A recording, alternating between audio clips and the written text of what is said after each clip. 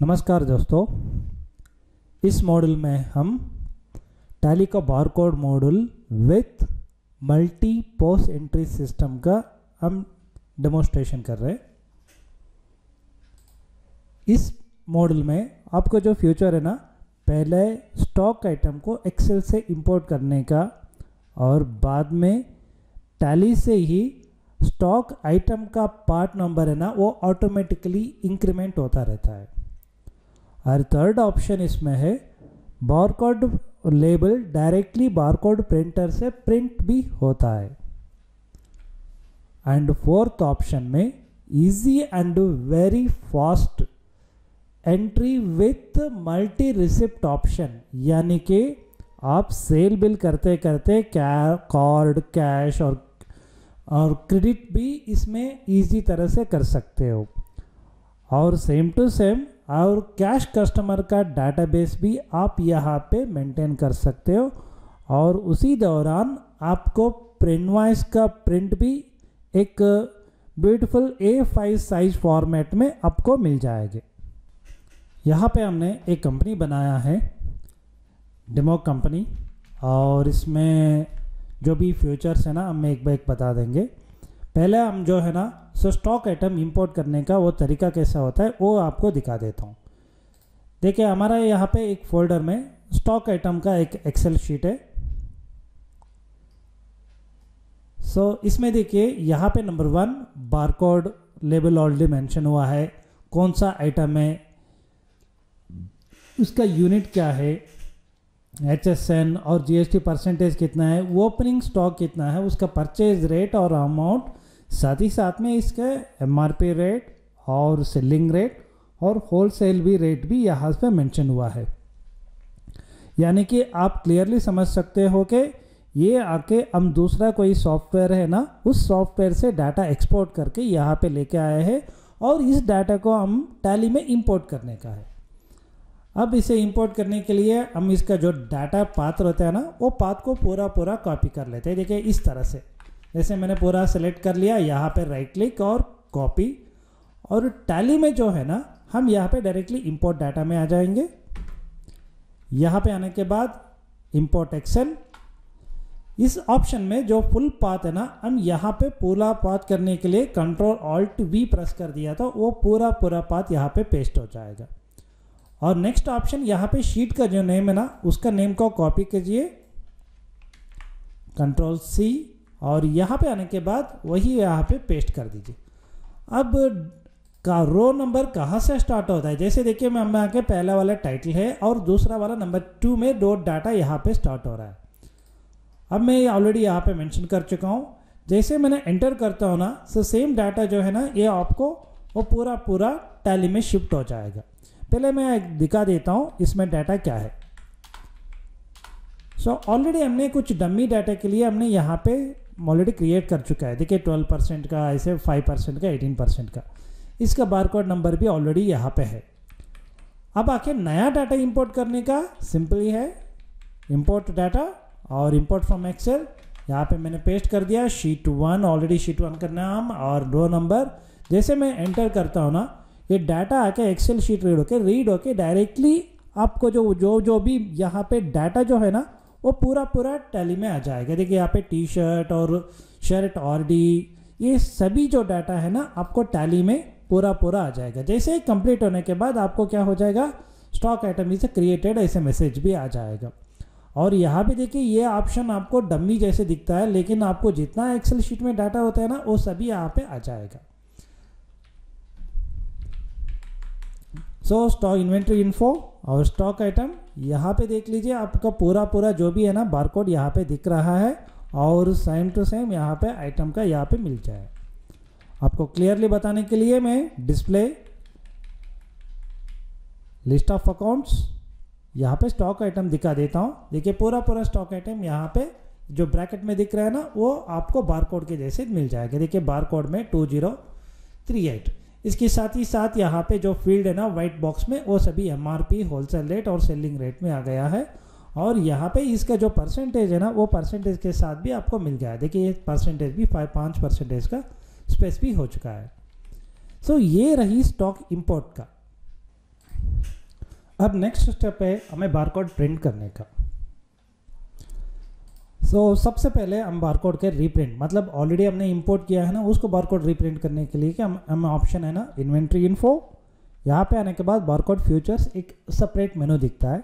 इसमें हम 3 अलग अलग ऑप्शन से, पहले आला है बारकोड रीप्रिंट और बारकोड प्रिंटर सेटअप और एम्पोस सेटअप।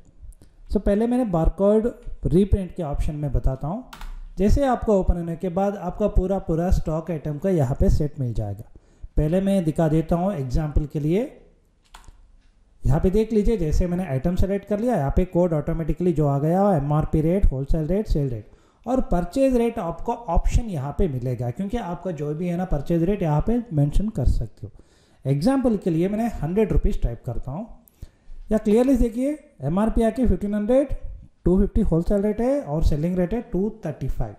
जैसे मैंने एंटर करता हूँ कितना क्वांटिटी बारकोड चाहिए, मैं डेमोस्ट्रेशन के लिए 1 क्वांटिटी डाल देता हूँ। और जैसे मैंने एंटर करने के बाद ये एक्सेप्ट जैसे पूछने के बाद आपको ये ऑप्शन पूछेगा कि आपका बारकोड सेटअप वाला स्क्रीन आपको सामने आ जाएगा। यहाँ पे जो प्रिंटर सेटअप पेपर, मतलब आपको ऑप्शन पूछेगा कौन सा प्रिंटर यूज़ करना है, वो चाहिए क्या, एंड नेक्स्ट ऑप्शन जो है ना प्रीव्यू भी चाहिए क्या, और कंपनी नाम भी प्रिंट होना है क्या, ये सभी एस नो ऑप्शन में प्रिंट हो जाएंगे। ये डेमोस्ट्रेशन के लिए पहले दो जो है ना आपको एस कर रही है। अगर आपको नहीं डायरेक्टली सभी कभी कमांड प्रिंटर को जाना है तो आपको ये दोनों को नो कर सकते हो। फॉर डेमोस्ट्रेशन आपको दिखाने के लिए हम एस कर दिया, दोनों को ऑप्शन, मुझे प्रीव्यू भी चाहिए और सेटअप बॉक्स भी चाहिए। आपको डिफरेंट लेबल का टाइप भी यहाँ पे मिलेगा। हम एग्जांपल के लिए एक ही लेबल को हमने सेलेक्ट किया है। जैसे मैंने एंटर करने के बाद यहाँ पे जो हमने सेटअप ऑप्शन बॉक्स दिया था ना, इसके बॉक्स के यस करने से वजह से यहाँ पे हमें दिख रहा है। आपको यहाँ पे कौन सा प्रिंटर है वो आप चेंज करने के लिए ऑप्शन भी मिल जाएगा। बाय डिफ़ॉल्ट यहाँ पे रेडी है, वो कैसे रेडी करना है बारकोड सेटअप स्क्रीन में हम समझा देंगे। जैसे मैं इसे यस करता हूँ ना, आपको ये फुल स्क्रीन में, जैसे देखिए कोई बारकोड परफेक्ट हुआ है तो आपको फुल स्क्रीन में आपको एक लेबल में मिल जाएगा, कंपनी का नाम मिल जाएगा, आइटम का नाम और बारकोड का बारकोड और बारकोड का जो नंबर है ना वो वाला, और यहाँ पे MRP, यहाँ पे परचेज रेट। देखिए स्पेशली इसमें देखिए हमने 100 रुपीज़ परचेज रेट डाला था।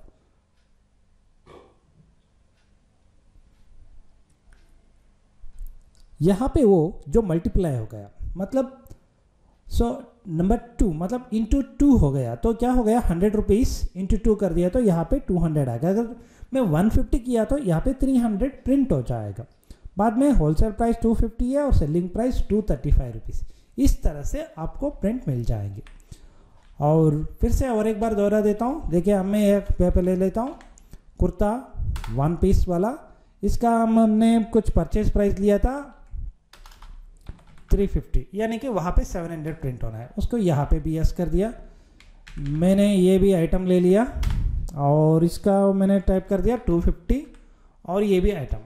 जैसे मैंने यस करता हूँ ना, आपको पहला जो है ना कुर्ता का प्रिंट हो जाएगा। देखिए यहाँ पे कुर्ता प्रिंट हो गया, परचेज रेट 350 रुपीज़ डाले तो यहाँ पे परचेज रेट हो गया 700 रुपीज़। इसका तुरंत ही आपको मिलेगा एस। नेहरू पे पंजामा, ये यहाँ पे देखिए 250 डाला था, परचेज रेट 500 रुपीज़ हो गया। इस तरह से आपको लेबल भी प्रिंट हो जाएंगे। अब हमको दिखाएंगे परचेज से भी कैसे निकालना है। इसके लिए हमने क्या कर देंगे, यहाँ पे आने के बाद परचेज वोचर एक एंटर करेंगे, उसका बिल नंबर, और हम सप्लायर को सिलेक्ट किया। अब यहाँ पे मैंने कुर्ता सेलेक्ट ले लेता हूँ। यहाँ पे मैंने 3 कुर्ता सेलेक्ट ले लिया। अब एग्जाम्पल के लिए मैंने यहाँ पे 150 डाल दिया या 175। इसका डबल हमें प्रिंट होना है परचेज रेट, और इसे होने के बाद CGST SGST भी डाल दिया, और राउंड ऑफ कुछ हुआ तो राउंड ऑफ भी स्पेसिफाई करके हमने यहाँ से सेव कर दिया। सेव करने के बाद हम फिर से उस वोचर में जाइए, पेज अप करके, और यहाँ पे प्रिंट लेबल, जैसे मैंने प्रिंट लेबल दबाता हूँ ना, आपको फिर से वो प्रिंटिंग सेटअप बॉक्स निकल जाएगा। यहाँ पे ऑल और सेलेक्टेड है। ऑल का मतलब है आप 2-3 आइटम हुआ तो सभी आइटम प्रिंट करना है तो ऑल प्रेरेट कर लीजिए। पूरा परचेज में कितना भी आइटम रहता है ना, उसका सभी का बारकोड प्रिंट हो जाएंगे। एग्जाम्पल के लिए मैंने ऑल ले लेता हूँ और उस लेबल का टाइप सेलेक्ट किया, एंटर कर दिया तो आपको देखिए यहाँ पे मैंने 175 रुपीज़ परचेज़ किया था, यहाँ पे देखिए परचेज प्राइस 350 रुपीज़ हुआ, होलसेल ऐसे सभी आपको यहाँ से ऐसे मिल गया। इसी तरह से हमें थ्री लेबल भी प्रिंट हो जाएंगे। अगर मुझे सेलेक्टेड वाला चाहिए तो सेलेक्ट किया और जैसे एंटर करने के बाद मुझे लिस्ट ऑफ सभी दिख गया। आपको यहाँ पे आइटम वाइज सर्च कर सकते हो या सेलेक्ट करके प्रिंट सेलेक्टेड लेबल जैसे मैंने दबा दिया तो वो एक ही लेबल यहाँ से प्रिंट भी हो जाएंगे। ये रही बारकोड का प्रिंटिंग का ऑप्शन, मतलब आप इंडिविजुअल भी प्रिंट कर सकते हो इन्वेंट्री इन्फो में जाके, या परचेज से भी वो प्रिंट कर सकते हो। अब हो गया इंपोर्ट हमने एक्सेल से इंपोर्ट किया, अब आके बारकोड प्रिंट किया।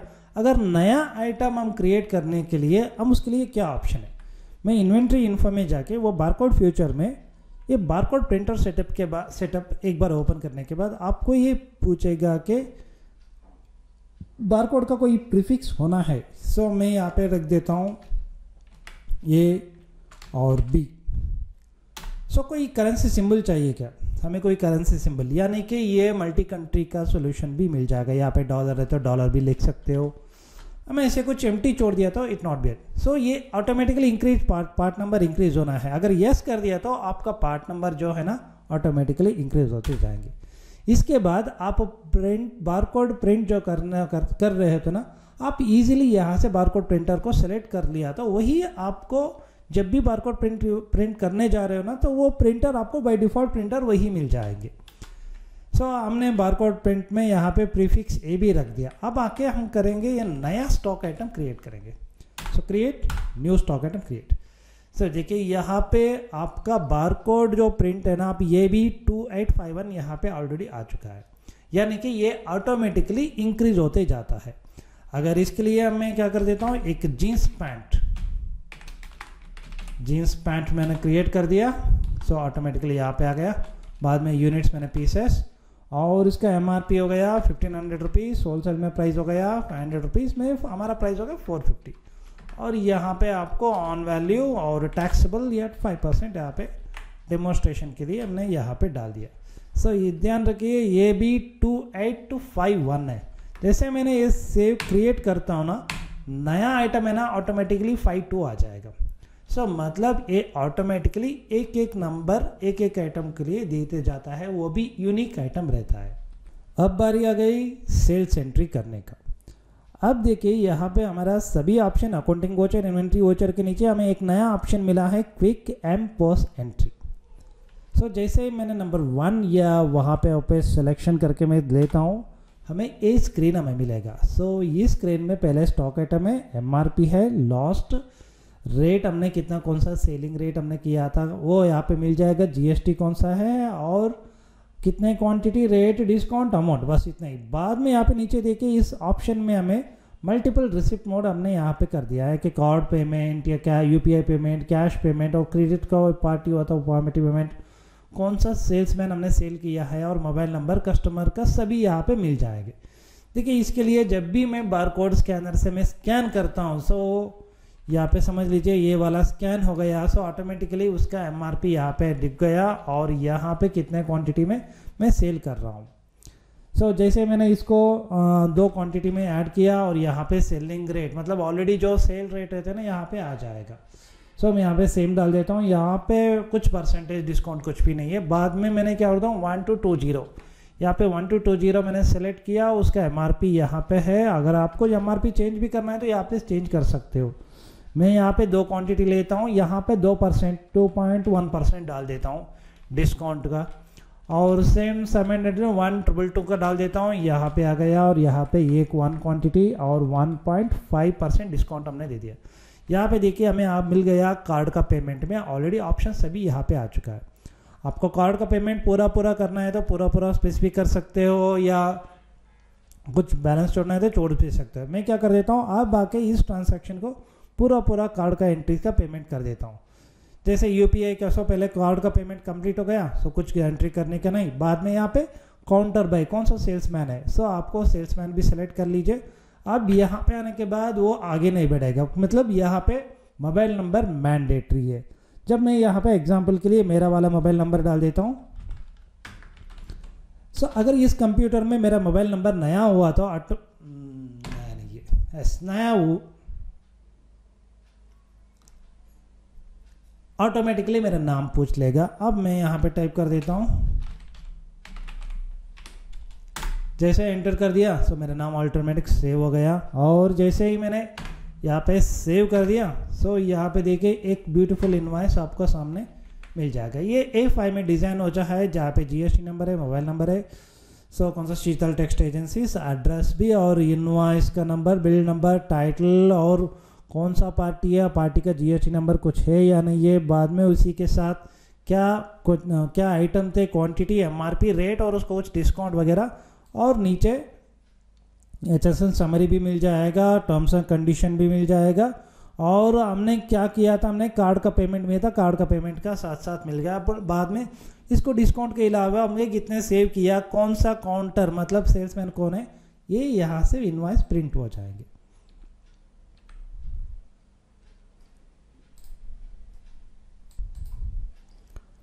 अब ये एंट्री पास होने के बाद हमें डे बुक में जाके एक बार दिखा देता हूँ आपको। देखिए यहाँ पे नंबर 2 डेट में, डेट 2 अप्रैल में हमें SBI कार्ड पेमेंट का एक पोस्ट एंट्री यहाँ पे आ चुका है।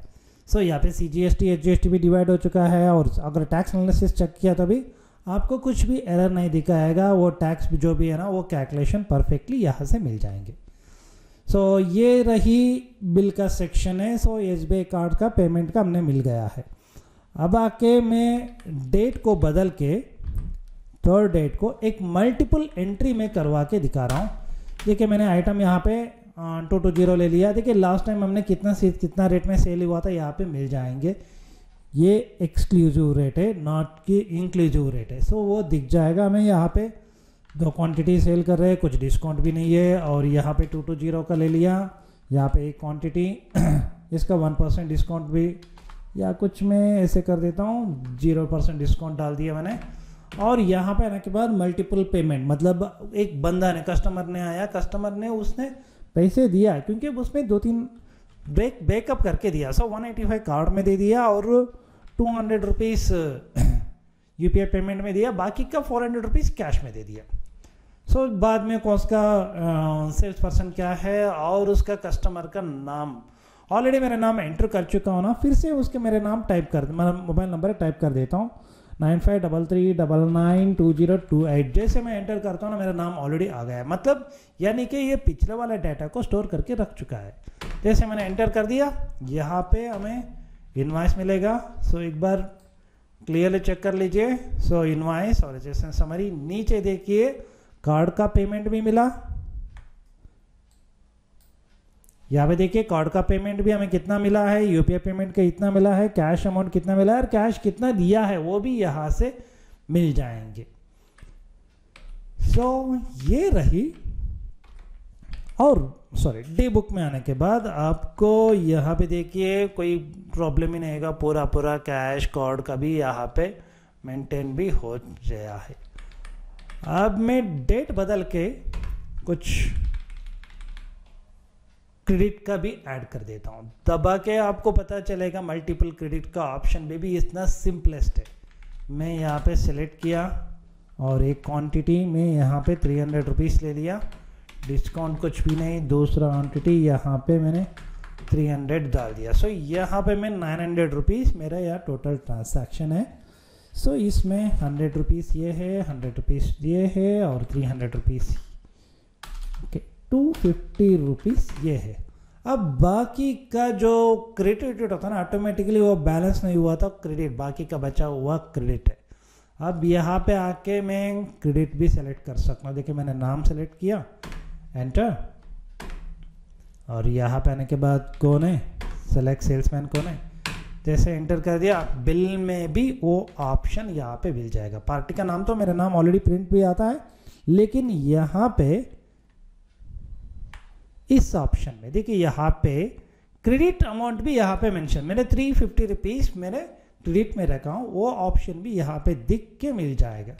अब आके देख लीजिए मेरे डे बुक में जाने के बाद इस ऑप्शन में मेरा गिफ्ट वाउचर के अंदर मेरा नाम भी आ गया, मतलब मेरे खाते में अभी 350 रुपीज़ मैंने देने का पेंडिंग है। वो भी एक बार मेरे लेडजर में चेक कर लेता हूँ। डिस्प्ले, अकाउंट बुक्स, लेडजर, और मैं मनमाता ऐसा देखिए यहाँ पे मेरा बैलेंस में 350 रुपीज़ अभी मेरे से यहाँ पे बैलेंस दिखा रहा है। अगर ये तो ओके हो गया, अब मैं पूरा क्रेडिट, मैंने डेट ओके 5 अप्रैल को डाल दिया हूँ, अब पूरा क्रेडिट आ गया। देखिए समझ लीजिए मैं इस बंदे को बेस सेल कर दिया एक क्वांटिटी 500 रुपीज़ को।